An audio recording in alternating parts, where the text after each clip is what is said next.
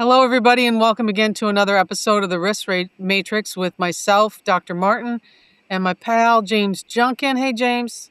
Hey, roll Tide. Roll Tide. They're in the Santa brought playoffs. us a playoff berth.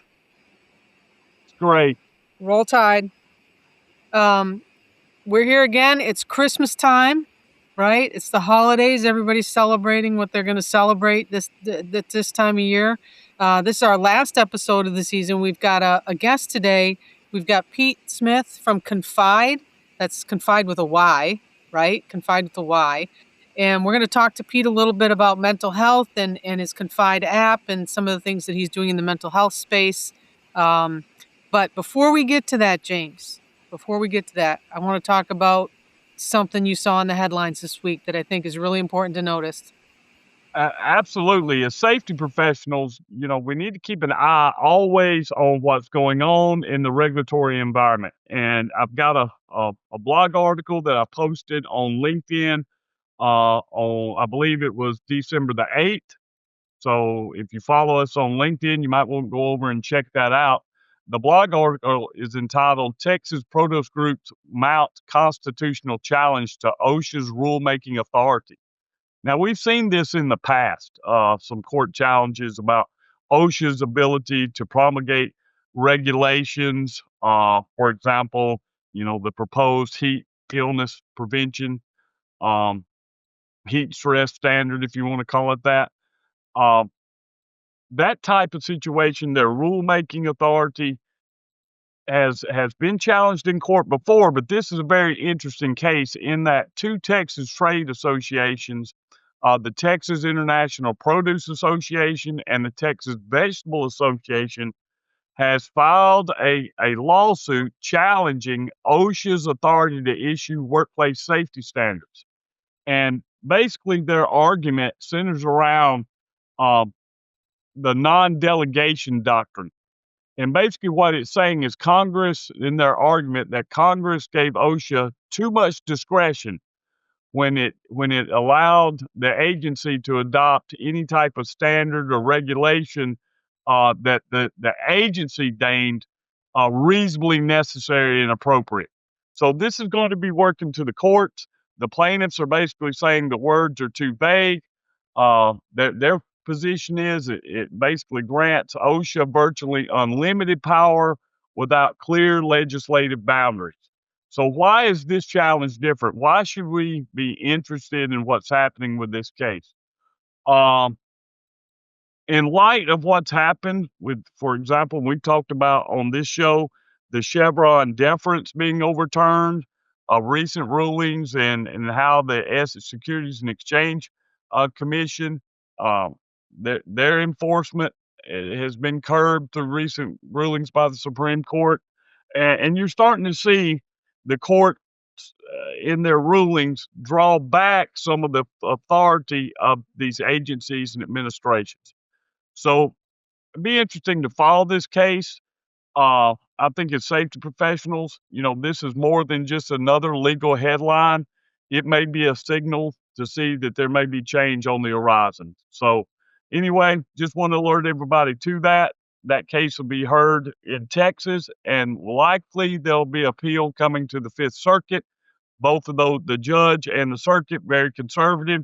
So we ought to be paying mind to what's coming out of Texas with this challenge. Great summary, James. And I just want to remind most of our listeners are risk and safety professionals. And while these types of things affect us, right, and they affect our clients, in the realm of what you and I do, it doesn't relieve our responsibility from doing our due diligence when it comes to keeping people safe and making sure the workplace is safe.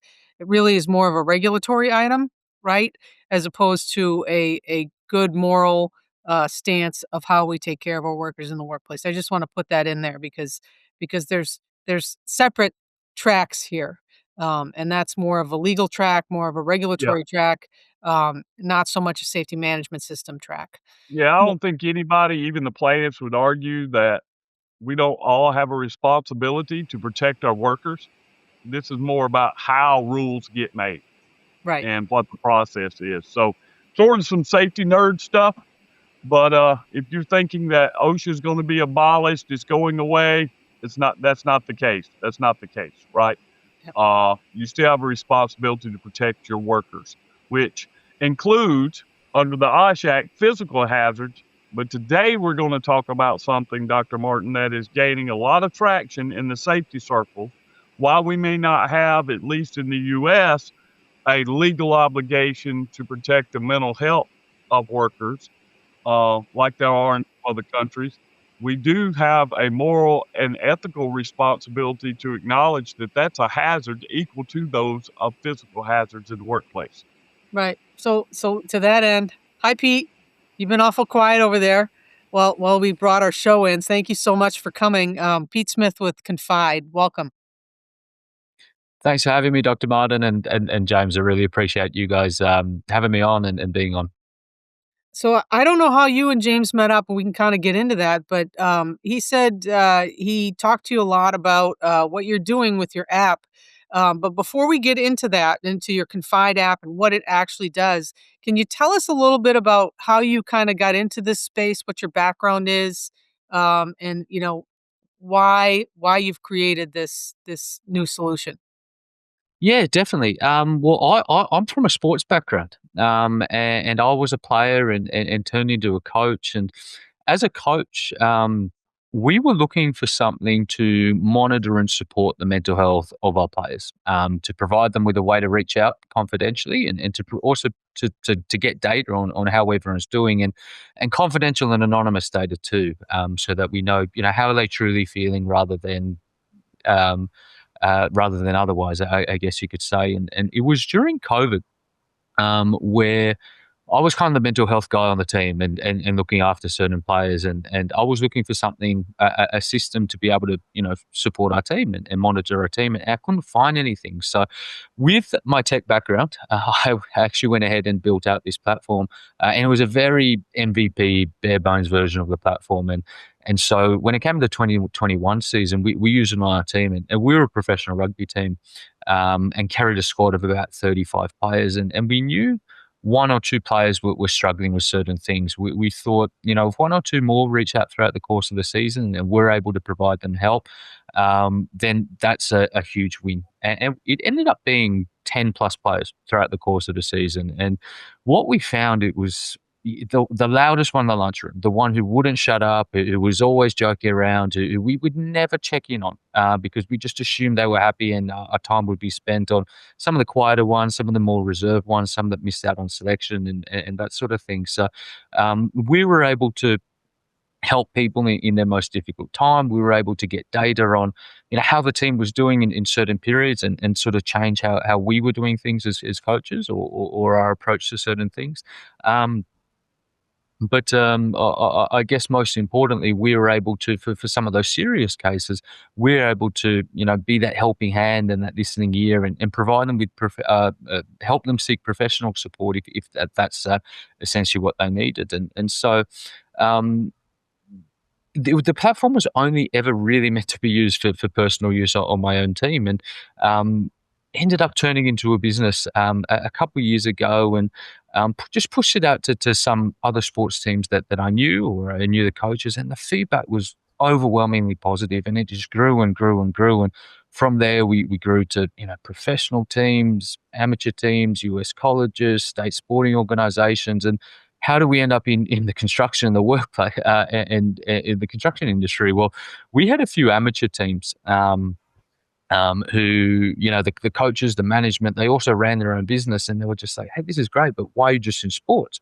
I would use this on my own business." And so we built out a business version of the platform, and it just got to doing some research just around the statistics in construction, and how troubling some of those statistics were. And we found a lot of similarities between the construction industry, and sports in terms of the type of personality, the type of culture, the don't show any weakness, try to keep things to yourself, that sort of thing, and a lot of stigma around mental health. And so went down to something called the Construction Working Mind Summit, earlier earlier in the year in February, just to see, hey, is this platform, would this be, a good idea for the construction industry, or are we just more so, better suited to sports? And there was just so much interest and so much positive feedback. And so to put a long story, to sort of ramble on a long story, that's how the business sort of came to be and how have kind of ended up here. Well, that's pretty cool. I'm interested in like what does the app actually do? Does it ask questions? Does it take Yeah. status updates from people? I mean, because here's where we are in the Yep. U.S., right? Yep. As James said, we've identified that there's a problem, right? We've Yep. identified it several times, right? We just keep identifying. But most of our companies, all they have is an EAP number, which is an employee assistant number where they can call it if they need help, right? But but taking that initiative to do that, I'm not sure how many employees just call the number and they know what they're looking for, right? That number Yep. one. But number two, we don't have really specific mental health regulations when it comes to the workplace, right? Like some of the European countries, Australia has, New Zealand has a good culture for that. But we haven't really come that far here in the U.S. So how does the app reach out to people? How does it gather that data and make people feel comfortable? Yeah, good question. So the app was essentially designed to do three things: to provide people with an easy and confidential way to reach out for support. And I think in this day and age, we're much more approachable when it comes to mental health. But it's always hard with 30 other people around on a job site to go up to someone and say, "Hey, I'm struggling. Can we talk?" So it's meant to break down that barrier. It's meant to provide data on the overall mental health and well-being of a company or of your workers. And it's also there to provide a pathway to reach out to those who might be struggling but aren't necessarily seeking support. And this is all done through the platform's anonymous and confidential mental health check-in. So, an admin of the platform within a company might send out a check-in to a team or department. Takes less than 30 seconds to respond. Again, all the answers are completely anonymous and confidential. And based on your answers, you'll be prompted to, select a reason as to, why you're feeling a certain way. Select whether you want to stay anonymous or reach out for support, and also have access to some mental health resources to potentially help you get through a tough time or manage a difficult situation. So, yeah. So unlike what we've seen traditionally, uh, here's a phone number, here's a website. If you're having problems, you can go to it. You take the initiative on your own as an employee to begin the process. Sounds like the way you have your application set up that it's taking a proactive approach by reaching out daily to the workforce and asking them how they feel, what's Exactly going right. on So, with their life, right? exactly right. So we try to be an early intervention tool, essentially, and a peer support tool at that. So team members, they can reach out to their peer supports, their managers, whoever's sort of in that sort of mental health support, peer support role within a company. And every company is different, obviously, but where we kind of fit into the mental health spectrum is. Look, if on the one hand you've got your mental health first aid training or your education, your resources, and on the other hand you've got your access to EAPs, professional services, counseling services, all of that. Where we fit in is kind of in the middle. It's sort of that missing link, I guess you could say, as to what's out there currently. It's after we've done the mental health first aid training or being provided with the education, the resources. What next? How are we checking on our people on a more regular basis? How are we opening up conversations and having these conversations early before someone might find themselves in a professional's office or walking off a job site or potentially worse. So, yeah. So I'm wondering. I had a podcast before this one, and there's an Australian company called Trademut. I don't know if you've ever heard of them, but they actually have clothing that they made for the construction industry, and on the back it says, "This is a conversation starter," right? And Yeah. and the and the shirts are loud and crazy and whatever, and it facilitates people for talking. But I as you talk about this revolutionary app, I think about what they've done and how maybe somehow that overlaps in your space. You should look them up. Trade Mud is it's a pretty cool idea because it's working in the construction space to do exactly kind of the same thing you are, to get people talking, to noticing what their signs and symptoms are, and to put it somewhere, right? Either put it to fellow workers or to put it in the app and start going down that road of seeking some type of help. So, um, so have you had much success in the construction industry since February? You said you kind of pushed into it, or you're looking into it. No, yeah. So we're primarily been in sports teams for we kind of launched the company a bit over a year ago, and from a sports world, we're in professional teams, amateur teams, US colleges, that sort of thing, across a range of countries. We signed up a team in Hong Kong the other day, which was fantastic. But in terms of the construction industry and the workplace, we're in a range of different workspaces as well. We've got IT company, fast food restaurant on board, plumbing, sewers, that sort of thing. And it's just what we've found is it really comes down to the management of an organization and how they prioritize mental health. And we've kind of found that it doesn't matter what industry, that there's typically people in there who just place mental health at the forefront and make it super important and make it something that they just really, really want to help their people with. You know, I don't have any data on this. This is kind of just anecdotal, but I think people feel more and more comfortable sharing information. Maybe like through applications, you see it on social media. I'm shocked sometimes of the things people will say on social media, particularly if they're anonymous.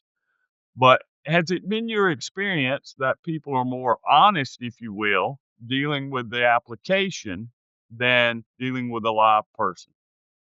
Oh, James, I have woken up, and when I say woken up, because I'm in Australia at the moment, so I've woken up to so many amazing stories from some of our clients, some of our users saying, "Hey, this person, he reached out through the app. We had no idea he was struggling. He was in a really bad place. He decided to reach out, or she decided to reach out to us through this, and we've been able to provide them support and really help them." And that's just not one or two. That's lots of them. And so, you know, I like to think that there's a lot of conversations happening where people just reach out and people are approachable, but it is hard for a lot of people. It is really hard to, particularly for that first time, to reach out. And all we're trying to do is just provide an easy way to do so for people. And I think the really cool thing about the platform is your mental health supports or your nominated mental health supports within the platform. They can reach out to those who have responded feeling a certain way, but have opted to remain anonymous. And their identity remains anonymous at all times, but they can send a message like, "Hey, I'm here for you. If you ever need to talk, like come and see me." And what we've found through a lot of the feedback that's come back is that um, whilst it whilst it might take some time for someone to reach out, they do eventually reach out. And the reasoning behind that and the feedback that we've had behind that is because it's not just names on a paper. It's not just people that they've never sort of interacted with before. It's because there are people within the platform who are known to them, who are within their company, within their team, within their department, who are saying, "Hey, I'd love to chat. I'm here if you need me." And it's just made that step, which is, again, traditionally filled with stigma. It can be a really big step for some people.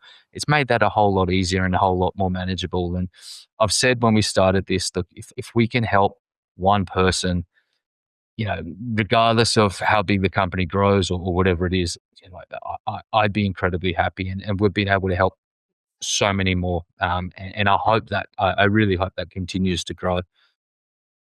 So I let me could ask you this.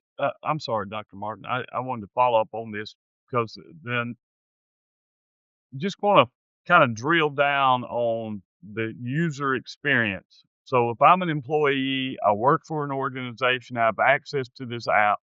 I can get on the app. You're sending me something every day to gauge my feelings, my mood, what's going on with that. Of course, that's anonymous, right? at what point can I reach out and remove the confidentiality, right? Where we know, because you made a statement earlier, said, they were surprised that it was this person, they were having this problem. It's how does that go about where, my private information that I want to keep private, I'm not ready yet to reveal that to my coworkers, my bosses, HR, but I need help. How does that work? And when can I decide, or is it I that does decide that, I want to release the veil of anonymity, if you will, to Yeah, to begin a deeper conversation. That yeah, To yeah, raise my hand and say, it's James that's yeah, having this problem over here, because I think most people are hesitant, um, to discuss these situations, particularly related to them, at least initially. yeah, yep. So you can reach out through the platform at any time. And whilst the mental health check-ins are initiated by the company, some some do it once a week, once every 2 weeks, bi-weekly. You can do it every day, but I can reach out at any time through the platform. It's just that check-in process helps spur me on and makes me think about my mental health and provides me, I guess, a reminder to be able to reach out if I need to. Now, in terms of being able to reach out, let's say I'm struggling right now and I want to talk to someone and I want to talk to you, James. Only you'll get notified if I want to reach out to you. So to Dr. Martin looking at the results, she won't know. She'll just know that, I might have responded feeling sad to do with, my workload or the workplace culture or whatever it may be. But my identity will remain anonymous to her. So if I want to reach out to you, James, only you're notified and we're able to connect from there. So um, you can, I guess, you can reach out to anyone at any time through the platform. Only the person that you're reaching out to will be notified, and your identity will remain anonymous to everyone else. So you do have that confidentiality. It's not a case of, okay, if I want to reach out to someone, then the whole HR team's going to know, everybody's going to know. It's only going to be that person that you've specifically requested reaching out to. Okay. So it occurs to me, because I do work in the construction industry. Almost all my clients are construction related, and the industry is based on trust, right? And it's also very tough atmosphere, right? Which I could see, professional sports teams or oil and gas where James work. People can be really tough on each other, and I think building that trust is the most important thing that you can do, right?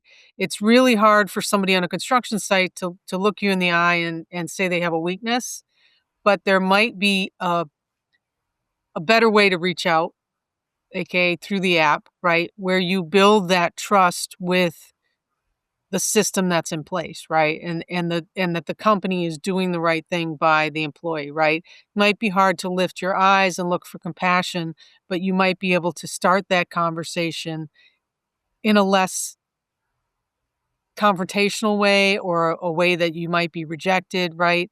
So I see this as a really great thing, right? I mean, I think that companies would be able to use this, even when they're small.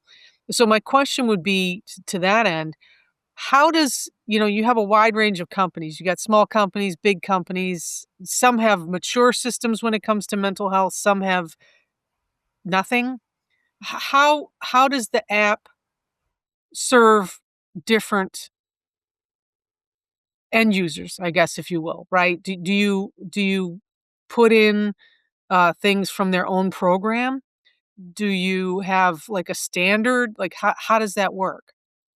Yeah, so there's a lot of our features that are completely customizable based on, what an organization has in place and what sort of data they want to extract. So for example, let's say I'm responding to a check-in and I'm feeling sad.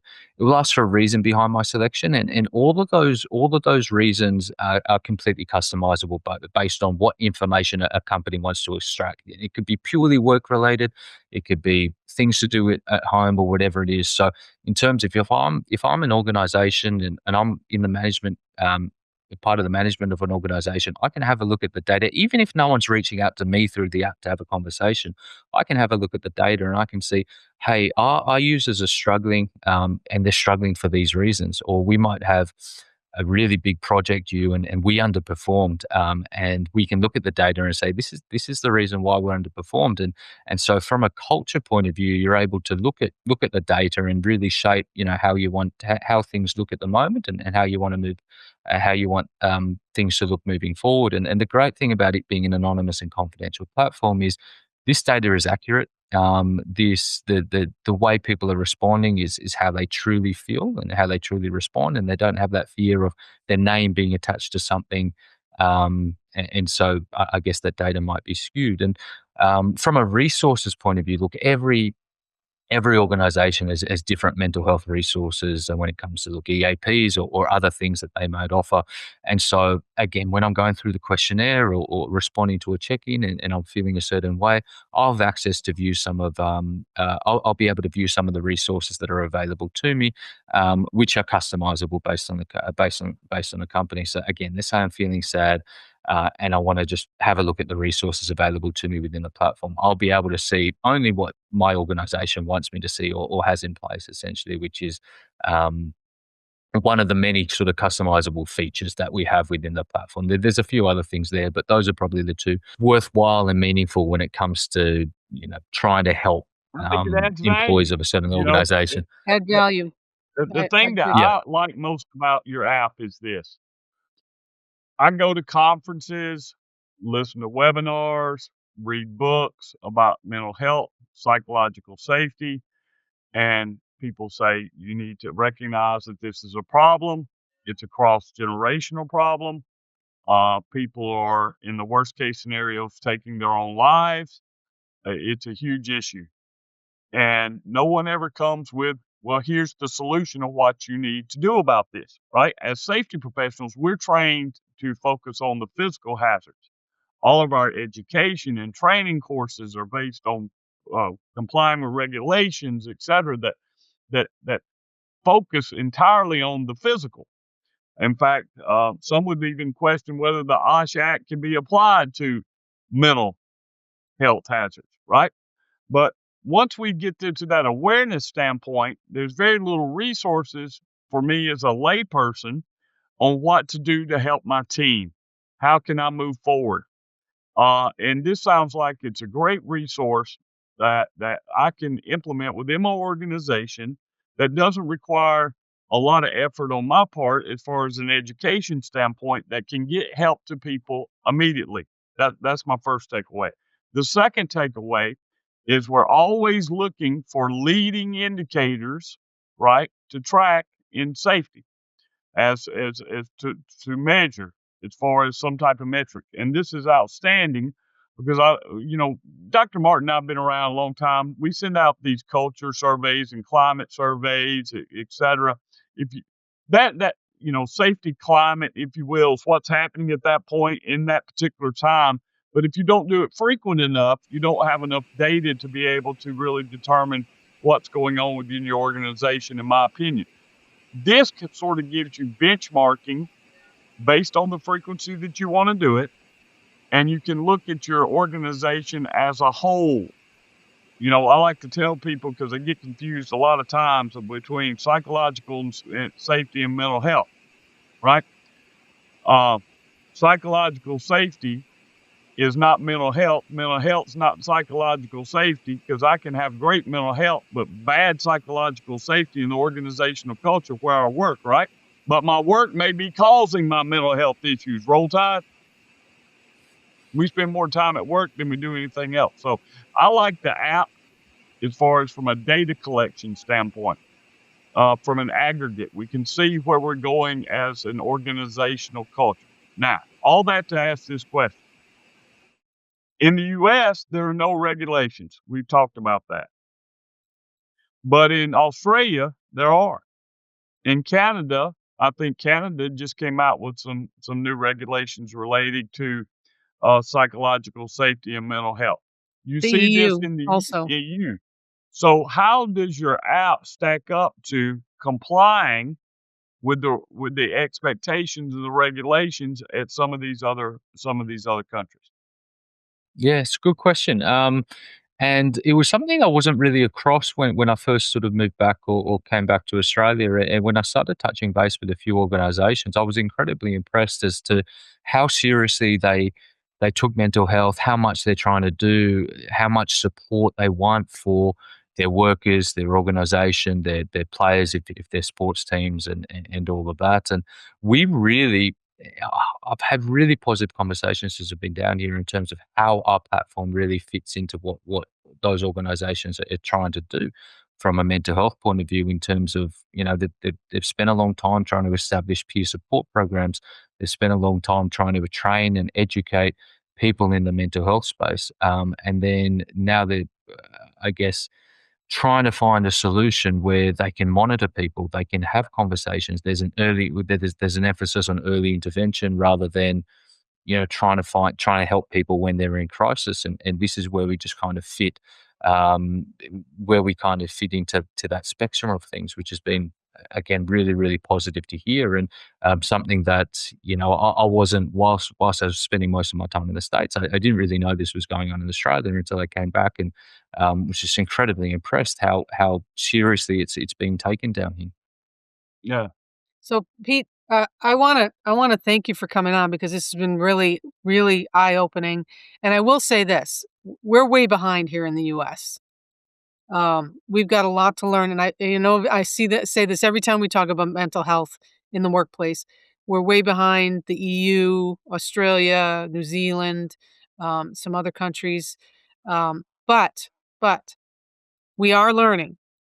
And one of the things that we've started is mental health awareness for first aiders, which is very popular in the EU and in Australia. But I see your app as being an add-on, a step up from some of the things that we're doing. I'm with James. I think that this can only help, right? So to that end, how can they get a hold of you if people want to talk about this? People that listen to our show, how do they get a hold of Pete Smith to talk about implementing this? Yeah, so best way to get a hold of me is via LinkedIn. Pete Smith on LinkedIn. I've got a link. I'll maybe put a link in the bio here. But otherwise, go to our website, Confyde with a Y, so CONFYDE.io. You'll be able to have just a quick look at a business platform, a sports platform, and I highly encourage you to request a demo, which you can do on the platform. Doesn't take long at all, and I can run you just through how the platform works, what we're doing to help support mental health in organisations around the world, and a lot of it will make more sense once you have it once you have it in front of you. But I think the overwhelming takeaway from it is it's a very simple, easy to use tool. It's not one of those things that it's going to take away from productivity at work, or it's going to be one where workers are going, oh no, I got to do this again. It's very, very simple and easy to use. And if we've been able to get athletes to find it easy, and trust me, it's hard to get athletes to do anything outside of run, pass, catch, and tackle. If they find it easy, if they're always checking in, then we know it's an easy tool. So yeah, confide.io, best way to reach me, or via LinkedIn. Thanks, Pete. So, to our listeners, up your game here. We're offering you some insight into the things that are coming out in mental health. The Confyde app is one of them. That's Confyde with a Y, CONFYDE.io. And thanks, Pete, for coming on. And to our listeners, thanks again for listening to us. And we want you all to know that we're powered by Veriforce. Very thankful for their support in this space, for giving us the means to come on here and talk about things in health and safety and risk, on a weekly basis, and bring those things to you. James, you want to tell them how to get a hold of us? Hey, thank you, Pete, for coming on. This is outstanding. Really appreciate what you're doing. And for safety professionals that are out there looking at this app, I always think that one of the best way approaches to go and to talk to management about implementing it is, why not? Why not? Why not use something like this and give this as a great Christmas gift that keeps on giving into 2026 and beyond? So thank you for coming on, Pete. And thank you to our listeners for a fantastic 2025. It's been outstanding. Dr. Martin and I love coming on here. We love guests like Pete. We do this for you, the listeners. I see a lot of great feedback that's coming from our platforms. You can find us on Spotify, on Bear Force's YouTube channel. We have our own LinkedIn page. We Apple Podcast. Anywhere you get your podcast, you can find the Risk Matrix. In fact, you can say what? Alexa, Play the play the Risk Risk Matrix Matrix. podcast, please. That's it. And we'll pop up and be there for you for your listening pleasure and education and edification. But anyway, thank you for what you do. Thank you, Pete, for what you do. Thank you for all of our listeners that have been with us for the last 2 or 3 years. We look forward to see you in 2026. Until next time, baby, roll Tide. out.